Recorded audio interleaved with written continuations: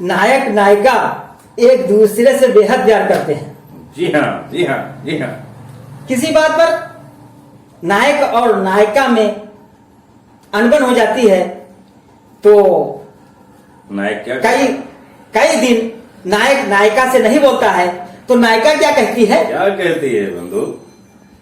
नायिका कहती है, अरे कि गैर को दर्द बताने की जरूरत क्या है। बेशक, वाह वाह वाह वाह वाह। गैर को दर्द बताने की जरूरत क्या है।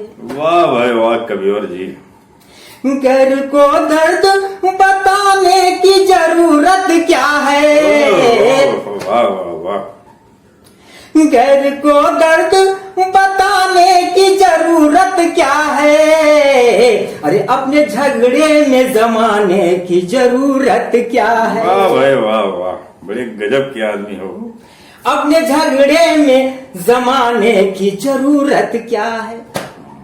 आपस में समझौता करिए। हाँ भैया बोल। अपने झगड़े में जमाने की जरूरत क्या है। बहुत छोट खाया हो भाई। और अरे जिंदगी वैसे बहुत कम है मोहब्बत के लिए। वाह वाह वाह। अरे जिंदगी वैसे बहुत कम है मोहब्बत के लिए। अरे जिंदगी वैसे बहुत कम है मोहब्बत के लिए। सुभान अल्लाह। अरे जिंदगी वैसे बहुत कम है मोहब्बत के लिए।